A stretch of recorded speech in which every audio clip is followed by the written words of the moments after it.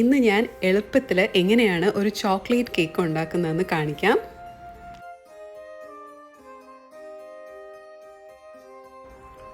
ഒരു mixing bowl എടുക്കുക. അതിൽ നമ്മൾ 1 കപ്പ് മൈദ ചേർക്കുക. അത് നമ്മൾ അരിച്ച് തന്നെ ചേർക്കണം. എന്ന് വെച്ചാൽ അതിലെന്തെങ്കിലും തരി ഉണ്ടാകാൻ പാടില്ല. അതിനായിട്ട് എന്ത് നമ്മൾ എടുത്താലും കേക്ക് ഉണ്ടാക്കുന്നതിന് മുന്നേ അരിച്ച് എടുക്കാൻ നോക്കണം.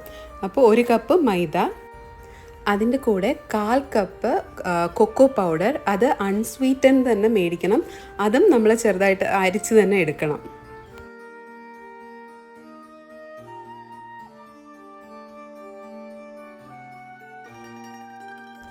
1/2 teaspoon baking soda, 1 teaspoon baking powder, 1 നുള്ള് ഉപ്പും കൂടി ചേർക്കുക. അത് കേക്കിന് ടേസ്റ്റ് ഒന്ന് ബാലൻസ് ചെയ്യാൻ വേണ്ടിയിട്ടാണ്.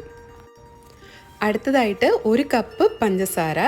ഈ 1 കപ്പ് എന്ന് പറഞ്ഞാൽ നമ്മുടെ മധുരത്തിനനുസരിച്ച് ചേർക്കാം. ഞങ്ങൾക്കിപ്പോൾ അധികം ഞങ്ങൾ മധുരം കഴിക്കാറില്ല. അത് കാരണം ഒരു 1/2 കപ്പ് പഞ്ചസാരയാണ് ഇട്ടേക്കുന്നത്. പക്ഷേ മധുരം നന്നായിട്ട് ആവശ്യമുള്ളവർക്ക് 1 കപ്പ് തന്നെ ചേർക്കാം. ഇനി എല്ലാം കൂടി നന്നായിട്ടൊന്ന് മിക്സ് ചെയ്തെടുക്കുക. ഇതിൻ്റെ കൂടെ 1 മുട്ട ചേർക്കുക.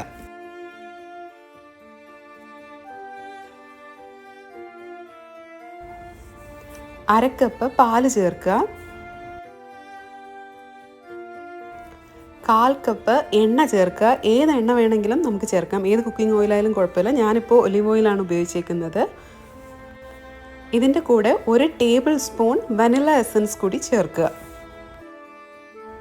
അവസാനമായിട്ട് അര കപ്പ് ചെറിയ ചൂടുള്ള വെള്ളം കൂടി ചേർക്കുക. എന്നിട്ട് നന്നായിട്ടൊന്ന് മിക്സ് ചെയ്തെടുക്കുക.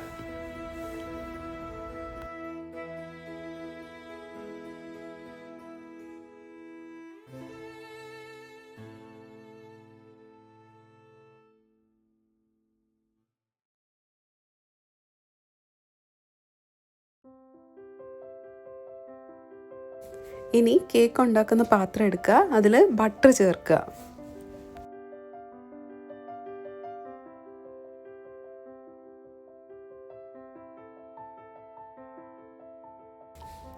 കേക്ക് മിക്സിംഗ് ആ പാത്രത്തിലോട്ട് ഒഴിക്കുക.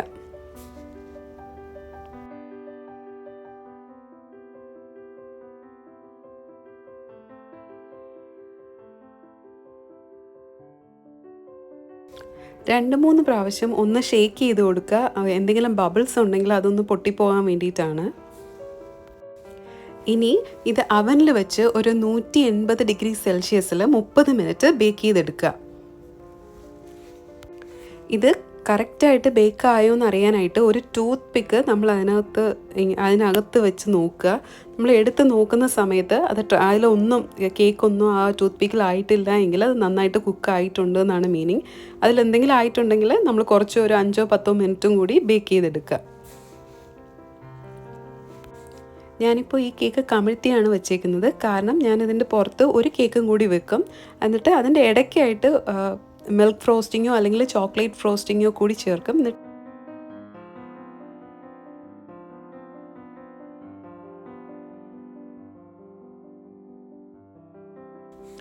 ഞാനിപ്പോൾ ഇതിൽ ചോക്ലേറ്റ് ഫ്രോസ്റ്റിംഗ് ആണ് ചേർക്കുന്നത്.